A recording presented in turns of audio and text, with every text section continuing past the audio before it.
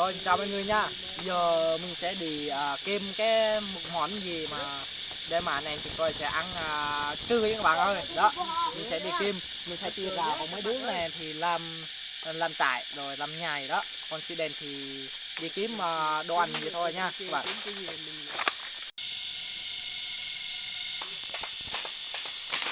Rồi bây giờ thì si đèn là thấy được rồi. Cái cày này này, đó. Bây giờ mình sẽ bứt cái cày này ha. Đó. Cái món này là, nhưng mà người kinh coi cái này là cái gì là mình không biết. Cái này là không phải là cái trại gì đâu ha.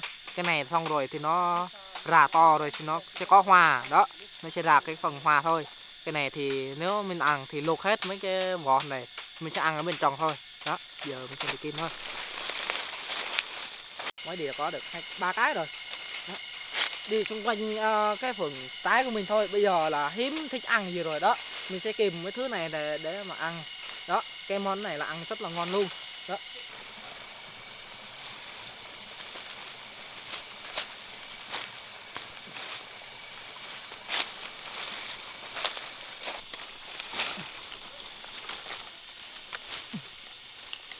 Nhiều lắm các bạn ơi. Nhiều quá. Đây này.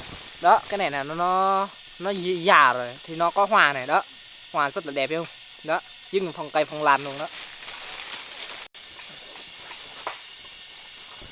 Cái này thì người Gia Rai của chúng tôi gọi là chal, hoa chal. Đó, màu đỏ đỏ. Chúng ta sẽ luộc ra và ăn. Đây là món ăn trong rừng đó các bạn ơi, cùng thật rất là lạ. Rất là nhiều nước. Đây là lần đầu tiên mà Rúp cùng thấy luôn và ăn luôn, mà chưa ăn nha các bạn ơi. Hiện tại đang hái mà, tìm ở trong rừng thôi. Món này là suy đẹp ăn trước.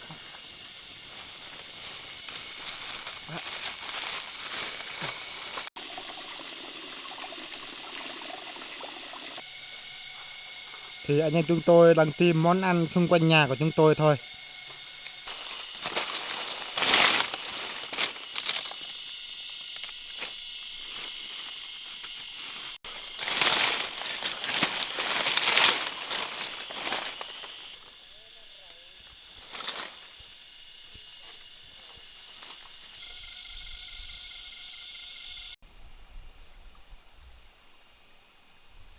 Luộc là cái cây này nhá. Cái cây đây này.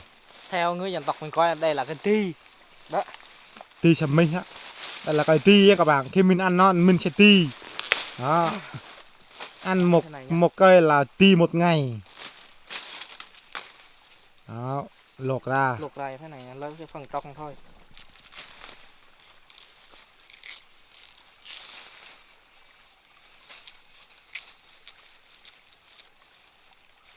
Cái này thì ăn với mắm thì rất là ngon.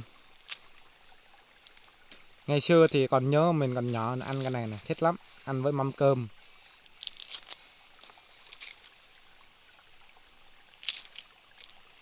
Nướng nó cũng được nha các bạn ơi. Cái này thì mình nướng nó luôn. Đó.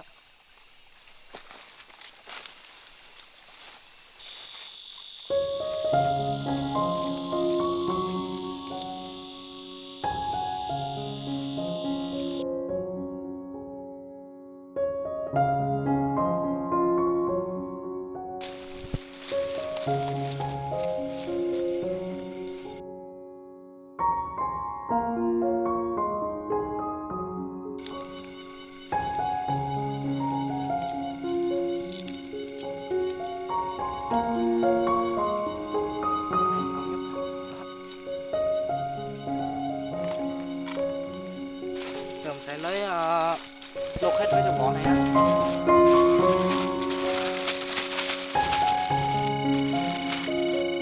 Wow, nhìn nó đẹp quá ta.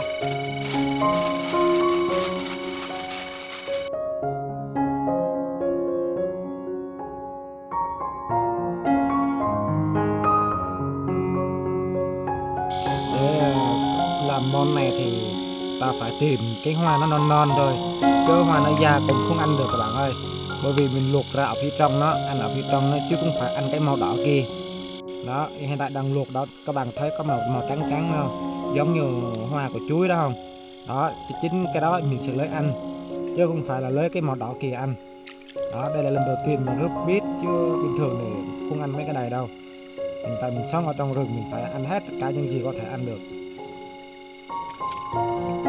cái này thôi.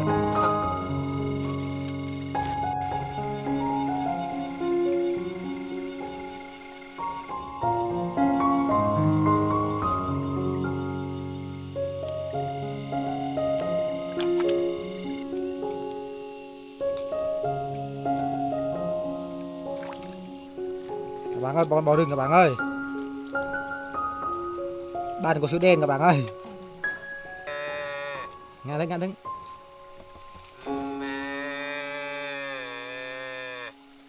Bò rừng các bạn ơi.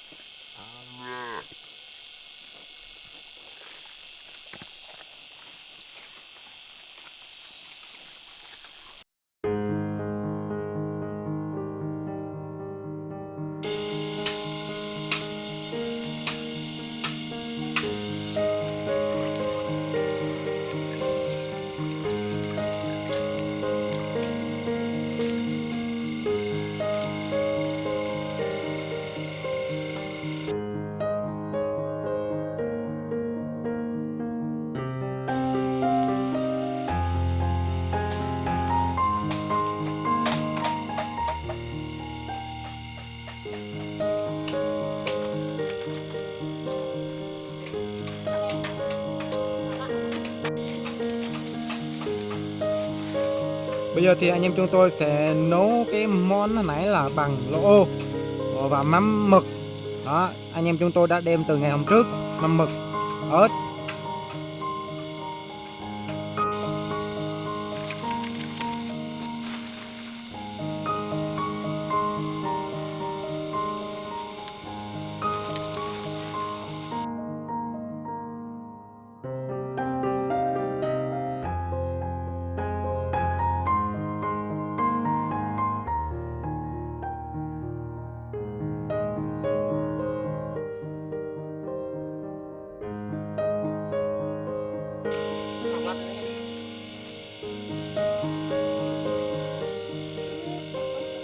Bây giờ đây là buổi ăn trưa của chúng tôi.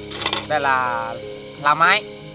Thật ra chúng tôi gọi là lá mái, nhưng mà tên khác thì mình không biết nha. Đây là lá mái nha. Ăn nó đắng. Đây là chim. Đây là canh mì tôm. Đây là mắm. Mắm đây này. Đó. Bây giờ đây là món đặc biệt nhất là trong rừng đây. Đổ vào. Sữa đen. Cười rất là gin. Thấy chưa? Đây là nấu bằng mắm mực. Hết rồi hả? Đó, đây là món ăn của chúng tôi. Đây là ti với canh à? Canh là hăng mắm mực. Hăng mắm mực. Vậy thôi. Bây giờ là buổi trưa của chúng tôi, bây giờ anh em chúng tôi ăn thôi. Hôm nay thì anh em chúng tôi cũng ăn cơm, nhưng lại là cơm lam. Đây. Đó, đây, ăn cơm lam đây. Đây là mắm này ăn với này cũng ngon này, ăn chung với cũng ngon lắm này. Mắm với lá máy này ăn ngon lắm này. Tôi mọc luôn phải. Nơi chọn rồi đây. Đó, đây.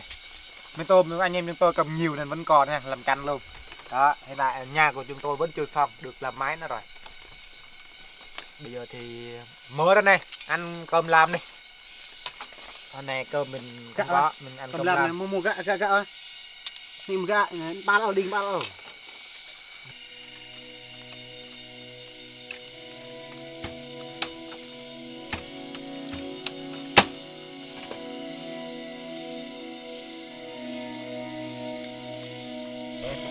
Chấm răng kìa đó. Răng đấy. Răng mặt. Đó.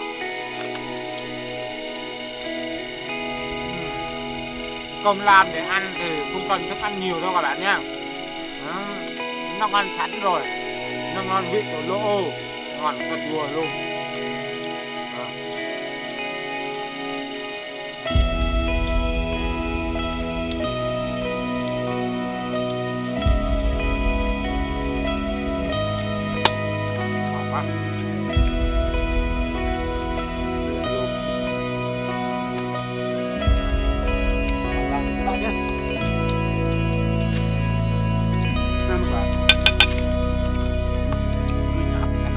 tôi chưa tiếp khách bởi vì có rất nhiều người muốn qua đây bởi vì anh em chúng tôi còn đang thiếu thốn. Hoặc là những mấy món ăn mà anh em chúng tôi chưa kiếm được cái nguồn món ăn nó có nhưng mà ở xa. Tại sợ các bạn qua đây rồi tướng mà gần rồi thức ăn món ăn gần đây rồi ăn nhiều rồi chưa có đâu. Thì anh em chúng tôi đây là nhà ở trên dưới núi nhưng mà anh em chúng tôi phải di chuyển rất là xa nên sợ anh em qua đây rồi thật mệt mỏi rồi đó, không vui á. Nhưng mà anh em chúng tôi quen, anh em chúng tôi sẽ đi rất là xa, cách đây cũng phải mười mấy cây đã đó. Thì anh em chúng tôi đang làm cái nhà đã.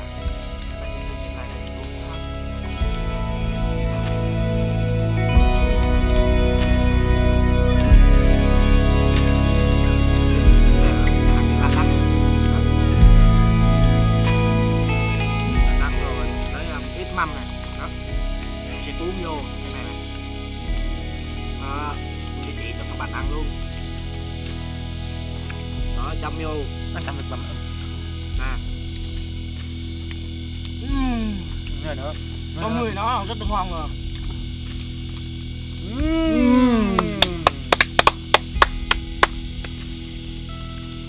Ngon không? Bạn con người yêu chưa? Nè. Chưa có. Bạn có vợ chưa? Chưa. Nó nhìn ngon lắm. Tôi ngày bây giờ biết ạ. Nếu bạn có vợ thì buổi sáng bạn làm gì? Buổi sáng hả? Thịt chứ lắm gì. Không phải đâu. Thôi mình hỏi vào trưa đi. Nếu vào trưa mà bạn có vợ thì bạn làm gì? Tăng lên thịt chứ làm gì. Ngược rồi, không ngược rồi. Là đẹp quá. Như thế này đâu. Buổi chiều đây. Vợ bạn đang nấu cơm thì bạn làm gì? Tăng lên thịt chứ làm gì. Hết đủ. Nè gọi vợ xe làm chơi lắm, cắt viên nữa Nhập đây nè ngồi tựa để gì hả? gồm cái nó gồm nó một cái tay tay lít quá.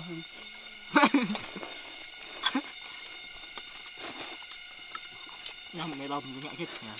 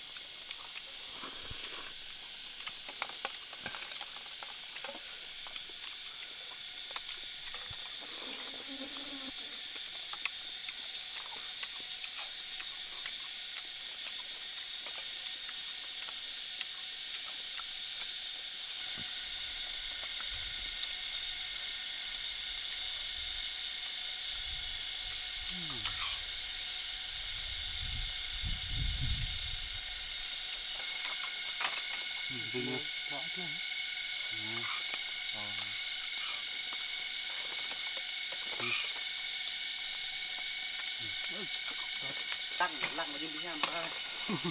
Bom rồi.